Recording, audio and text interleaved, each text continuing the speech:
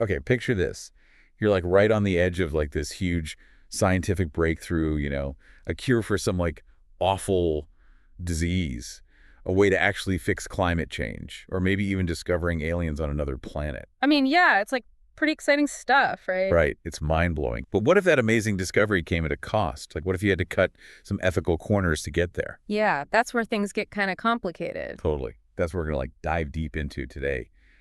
Research ethics. It's about making sure that the chase for knowledge is done the right way responsibly, and without like sacrificing those ethical boundaries. And guess what? We're here to help you absolutely crush those upcoming exams on this topic. Exactly. Think of this deep dive as like your secret weapon for acing those tests. Plus, this episode is brought to you by Grade Guru. They're amazing. They've got like tons of study resources, practice exams, full summaries, all that good stuff. Just head over to gradeguru.nl to check it all out. Seriously, guys, it's a game changer. Yeah. Okay, but back to ethics.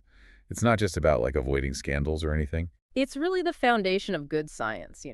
Okay, but what does that actually mean in practice? Well, it means really understanding those core principles that guide responsible research. You can think of them as like the golden rules for researchers navigating that super complex world of scientific inquiry. Okay, so let's break down those golden rules then. I know there's a whole bunch. So let's start with one that's all about respecting people's autonomy, informed consent. Yeah, informed consent is huge. Imagine you're invited to be part of a research study. It sounds kind of interesting, but you're not really sure what's involved. Informed consent means you've got the right to know all the details before you sign up. So no signing up for like a mystery experiment then, right? Exactly. No surprises. The researchers have to lay it all out, the purpose of the research, what's going to happen, any potential risks or benefits, and even what they're going to do with your data. It's all about transparency and making sure you can make an informed choice. Okay, that makes sense. So what if someone's just not comfortable with something in the study? Can they back out? Totally. They have every right to say no thanks. Voluntary participation is another key ethical principle. No pressure, no coercion. It's got to be a choice. Got it. So participation is a choice, not an obligation. But informed consent and voluntary participation are just the beginning, right? There's more to this whole ethics Oh, thing. yeah, for sure. Think about it. Research often involves like sensitive personal information. That's where anonymity and confidentiality come in. Okay, yeah, those sound super important, especially if this study dealing with like something really personal, like, mental health stuff or someone's personal experiences. Exactly. Anonymity means your identity is totally protected. Even the researchers don't know who you are. And confidentiality means they keep your info locked down, can't share it with anyone outside the research team. Makes sense. Got to protect people's privacy. But there's another ethical principle that seems pretty obvious. Do no harm. Yeah, do no harm is huge. It means researchers have a responsibility to minimize any potential risks to the people participating. So it's not just about physical harm, right? It's like emotional harm or psychological stuff too. Absolutely. Researchers need to think about any potential negative impacts their study could have and then take steps to reduce those risks as much as possible. That makes sense. But what if a study uncovers something totally unexpected that could actually hurt the participants? Do the researchers have to like step in and do something? That's a great question, and it shows how complex research ethics can be. There's no easy answer. It depends on the research itself, the level of risk, the potential benefits. It's a judgment call. So yeah, sometimes it's a tough call. Yeah, for sure. Researchers might need to talk to ethical review boards or get advice from more experienced colleagues to figure out the best way to handle those tricky situations. Okay, so we've covered informed consent, voluntary participation, anonymity, and confidentiality, and the do no harm principle. Hmm. What about honesty and transparency? Those seem pretty important in any field, but especially in science, right? Totally crucial. Honesty and transparency are all about being upfront and truthful about every single step of the research process. So no like cooking the books or cherry picking results to tell a certain story. Exactly. Ethical researchers got to present their findings accurately, even if the results don't support their original idea. Because sometimes those unexpected results lead to the most interesting discoveries anyway, right? Exactly. Plus, remember, other researchers might want to repeat your study or build on your work. Transparency lets them scrutinize your methods and data, which helps ensure the whole scientific process is sound. That makes sense. It's all about building trust and credibility within the scientific community. Okay. One last golden rule to cover ethical review approval. What's that all about? So before researchers can even start collecting data, they have to submit their study plan to an ethics committee for review. So it's like a quality check to make sure everything's ethically sound. Yep. The committee usually includes experts from different fields, and they evaluate the research proposal, the informed consent procedures, any potential risks to participants, and the plans for managing and analyzing the data. So it's a pretty thorough review then. It has to be. Ethical review approval is crucial for protecting people involved in research and making sure it's done responsibly. It's like an extra layer of accountability. Okay, so we've got those golden rules of research ethics down. hmm But let's be real, what happens if a researcher just throws those rules out the window? Well, that's where things can get messy. Ethical violations can have some pretty serious consequences for both the researcher and the scientific community as a whole. So it's not just about some abstract principles. There are real-world repercussions for unethical behavior. Oh, yeah, for sure. On a personal level, a researcher who breaks those ethical codes risks losing their credibility and damaging their reputation. Yeah. Their work could get retracted from publications, and they could even face disciplinary action from their institution. Ouch, that's gotta hurt. What about the impact on the whole scientific community, though? When ethical violations happen, it erodes public trust in science. People start questioning the validity of research, which can impact funding policy decisions, even public health outcomes. It's a big deal. So upholding ethical standards isn't just about individual researchers. It's about protecting the reputation and integrity of science as a whole. Exactly. Ethical research is key for maintaining public trust, encouraging collaboration, and ensuring scientific progress actually benefits society. Okay, so we've laid a solid foundation with the what and the why of research ethics. But even after getting the ethical thumbs up, challenges can still pop up, especially when it comes to the data itself. You got it. Let's shift gears now and explore some of the ethical dilemmas researchers might face during data collection and analysis. But before we dive into those data dilemmas, a quick reminder that GradeGuru.nl has a ton of resources to help you master all this info and crush your exams. Totally, they're awesome. Now back to those ethical challenges in data. What are some of the common traps researchers might fall into? Well, one of the biggest ones is plagiarism. And with the rise of AI and easy access to info, it's becoming more and more tempting. Yeah, plagiarism is a big no-no, and it's not always as simple as just copying and pasting. There are, like, sneakier forms of plagiarism that students need to watch out for.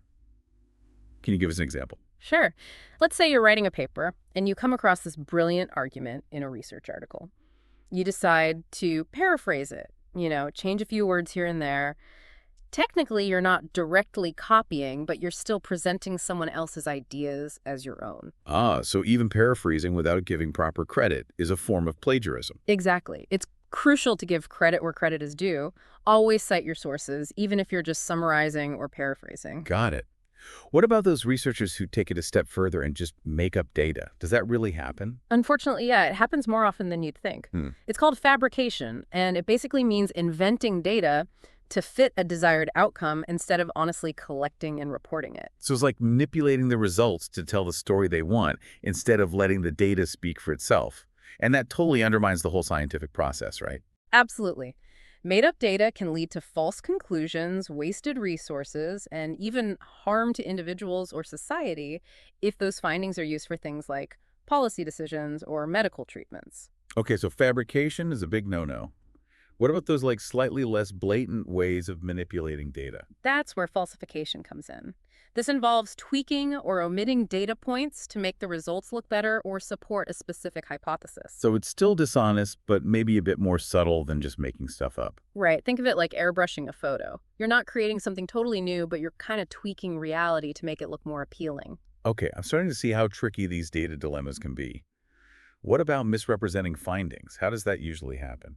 One common way is through cherry-picking data, basically highlighting only the results that support a particular hypothesis while ignoring anything that contradicts it. So it's like presenting a one-sided argument, leaving out any evidence that might challenge your viewpoint. Exactly. It's misleading and can create a distorted picture of the research. What about bias? I know that can be a huge issue in research, especially with sensitive topics. You're right. Bias can sneak into research in so many ways, sometimes consciously, but often unconsciously. It might involve designing a study in a way that favors a particular outcome, or interpreting data in a way that aligns with the researcher's preconceived notions. So how can researchers make sure they're being honest and accurate when working with data? It seems like there are so many potential pitfalls. You're absolutely right, and that's why having strong safeguards is crucial. Solid documentation is key, keeping detailed records of all data collection and analysis procedures. This helps create a transparent trail that others can follow. So it's like having receipts to back up every step of the research process. Exactly. And accurate citations are super important too. Whenever researchers use info or ideas from other sources, they got to cite those sources meticulously to give proper credit. Right. Building on the work of others is part of the scientific process, but it's essential to acknowledge those contributions. Yeah. What about the actual analysis of the data? Are there ethical considerations there too? Absolutely. Ethical data analysis techniques are a must. This means using the right statistical methods, being upfront about any limitations in the data, and avoiding any manipulation or misrepresentation of the findings. So it's about being rigorous, transparent, and accountable throughout the whole data process. Okay. Data dilemmas tackled. But I have a feeling the ethical considerations don't stop there, do they? You're spot on. Once the research is done, there's a whole other set of ethical things to think about when it comes to sharing those findings with the world. Okay, I'm ready for the next challenge. Bring on the world of academic publishing. But first, another quick shout out to gradeguru.nl. They've got practice exams and full summaries to help you dominate those research ethics exams. Seriously, it's an amazing resource. So real. Definitely check them out. Now, what kind of ethical minefields do researchers face when they're ready to publish their work? Well, one thing they absolutely have to avoid is self-plagiarism. It might sound weird, but you can actually plagiarize yourself. Wait, how is that even possible? It's basically recycling your own previously published work and trying to pass it off as new research. Like, imagine a researcher takes an old paper, changes a few details, and submits it to a different journal as a brand new study. Ah, so it's like trying to get double credit for the same work. Got it. What other ethical responsibilities do researchers need to keep in mind when it comes to publishing? Giving proper credit is huge. Research is often a team effort, and it's super important to acknowledge everyone who contributed. Right? Teamwork makes the dream work, and everyone deserves their props. How does that work practically when publishing a research paper? It means listing all the authors in a fair and transparent way based on how much they contributed to the work. Sometimes there might be disagreements about the order of the authors or who should be included as an author. Those discussions need to be handled ethically and professionally. Makes sense. What about transparency when it comes to potential biases? Is that something researchers have to disclose? Absolutely. Researchers have an ethical obligation to be upfront about any personal, financial, or institutional biases that could have influenced their research. Can you give us some examples of those conflicts of interest? Sure. Let's say a pharmaceutical company funds a study on how well a new drug they developed works. The researchers involved in that study need to be open about where the funding came from and acknowledge that there could be some bias. So it's about being transparent about anything that could have swayed the research, even if it was unintentional. Right. Transparency helps readers assess the credibility of the research and understand any potential influences that might have shaped the findings. Okay, I'm realizing there's so much more to research ethics than I initially thought. What about open science practices? I've heard that term a lot lately. Open science is all about transparency and accessibility. It involves sharing data methods and research findings openly so other scientists can replicate the study, verify the results, and build on the work. So it's like breaking down the walls of traditional research and making the whole process more collaborative and transparent. But what's the motivation behind this push for open science? It's about fostering a more collaborative and rigorous scientific community. By sharing data and methods openly, researchers can learn from each other, spot potential errors or biases, and speed up scientific discovery. Makes sense. Okay, we've talked about the researchers' responsibilities, but what about the role of journals in ensuring ethical publishing? How do they help uphold these standards? That's where peer review comes in. Most reputable academic journals use a peer review process where experts in the field evaluate a manuscript before it's published. So it's like a quality control check by other scientists to make sure the research is legit. Exactly. Peer reviewers scrutinize the methodology, the data analysis, the conclusions, and the ethical considerations of the research. Okay, so it's a pretty tough process designed to weed out any flawed or unethical research. Right.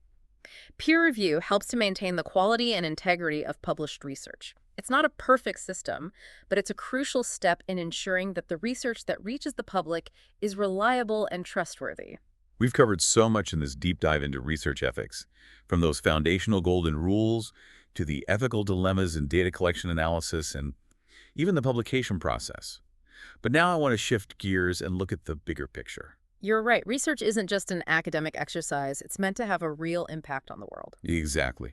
So let's explore how research shapes society, for better or worse.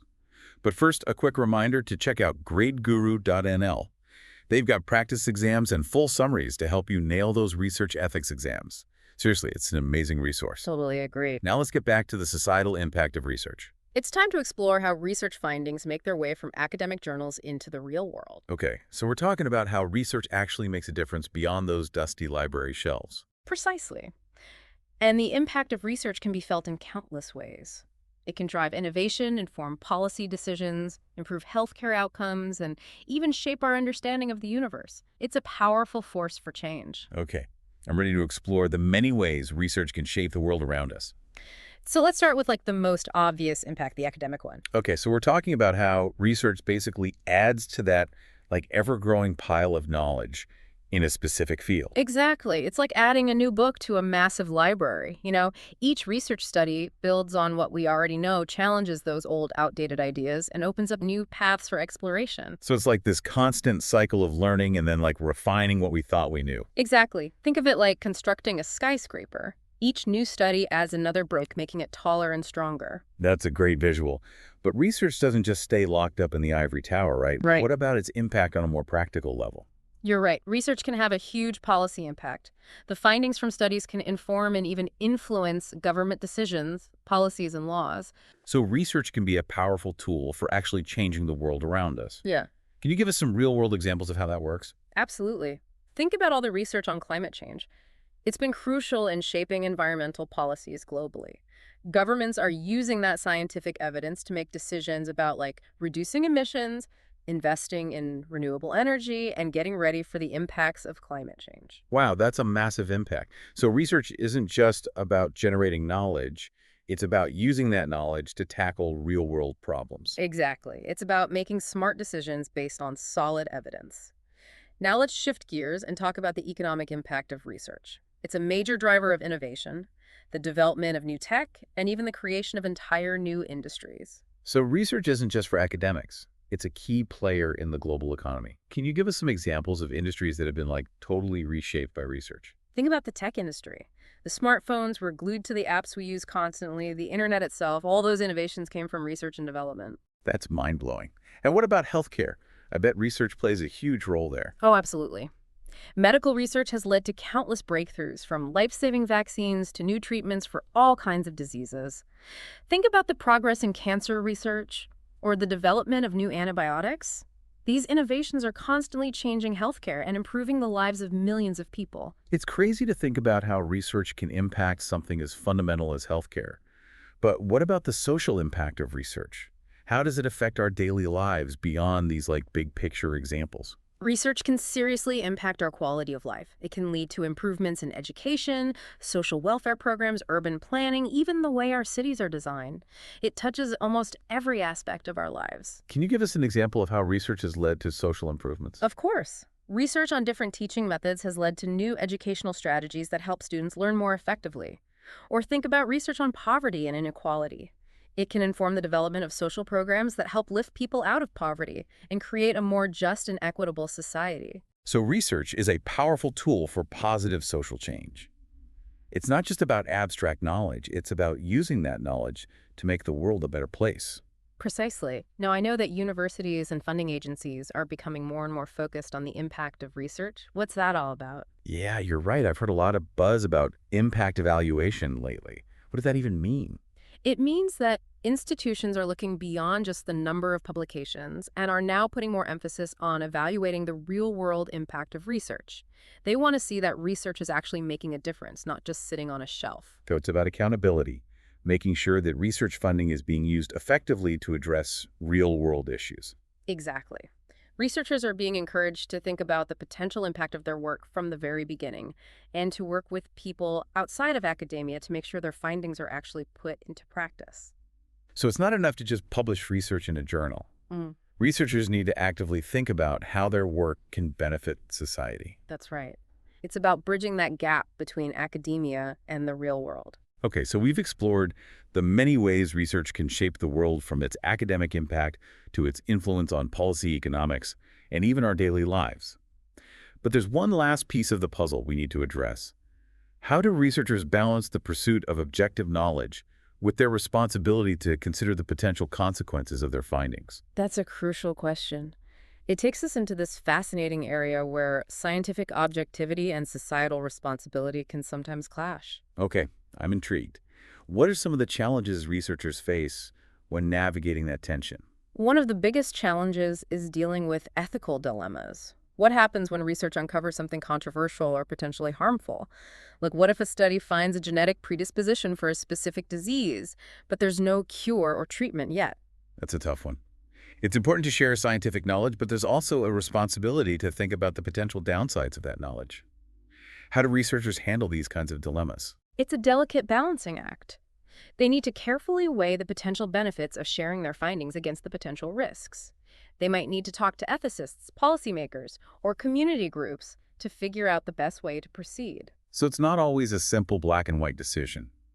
Sometimes it takes a collaborative approach to navigate those complex ethical issues. Exactly. And it's not just about dealing with potentially harmful findings. Researchers also need to be mindful of how their work might be used or misused by others. Can you give us an example of how research could be misused?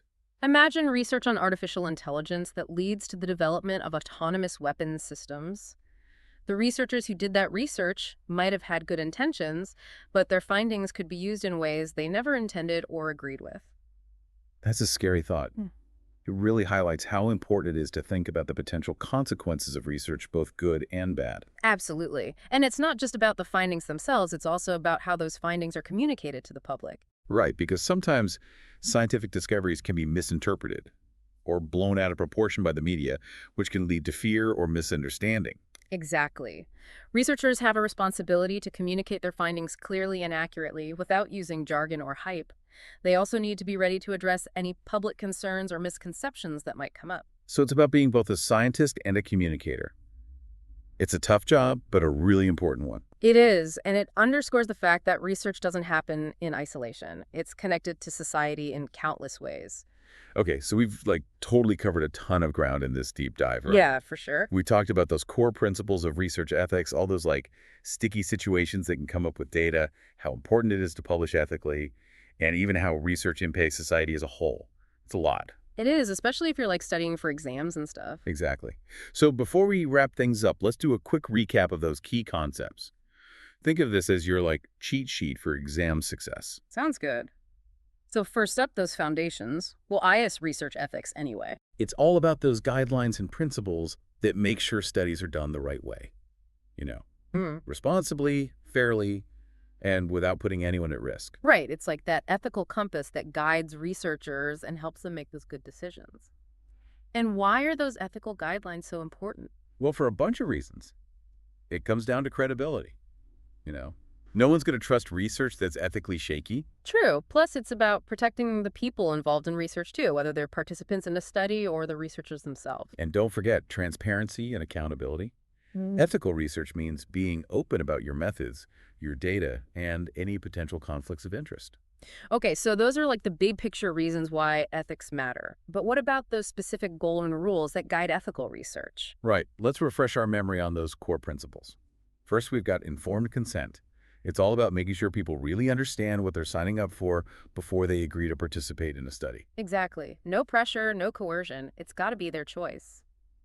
Voluntary participation is another super important principle. And then we've got anonymity and confidentiality, which are all about protecting people's privacy and making sure their personal info is handled carefully. Another big one is do no harm. It seems kind of obvious, but researchers have to really think about any potential risks their study might have on participants, both physical and psychological. Honesty and transparency are crucial too. Ethical researchers are truthful about their findings, even if the results don't support their original hypothesis. Yep. And finally, there's ethical review approval. It's like that quality control check before a study can even get started. An ethics committee reviews the whole research plan to make sure it meets those ethical standards. Okay, so we've got those core principles down. Yeah. But even with the best intentions, those ethical dilemmas can pop up, especially when it comes to data. Right. We talked about some of those data dilemmas: plagiarism, fabrication, falsification, misrepresentation, and bias. All things researchers need to be aware of and avoid. And don't forget about those ethical challenges that come with actually publishing research. Avoiding self-plagiarism, giving credit where it's due, disclosing any conflicts of interest, and embracing those open science practices are all super important. And then there's peer review, which is like having other experts in the field check your work before it's published. Make sure it's ethically sound and methodologically rigorous. Okay, so those are like the nuts and bolts of research ethics. But we also zoomed out and looked at the bigger picture, right? Exactly. We explored how research impacts society, like advancing knowledge-shaping policies, driving economic growth, and improving our quality of life. It's amazing to think about all the ways research can change the world. But it also comes with the responsibility to consider the potential consequences of those discoveries, both good and bad. Totally. The ideal researcher isn't just smart and skilled, they're also ethical and responsible, always thinking about the bigger picture. Well said. Well, that pretty much wraps up our deep dive into research ethics and its impact. It's been a fascinating journey, and I feel like I learned so much. Me too. And remember, if you want to test your knowledge and really solidify those concepts, head over to gradeguru.nl for practice exams and a full summary of all the key points from this deep dive. It's an amazing resource to help you nail those exams. Seriously, guys, Grade Guru is a lifesaver for students. Check him out. All right, that's all the time we have for today. Thanks for joining us on this exploration of research ethics. And good luck with your studies, everyone.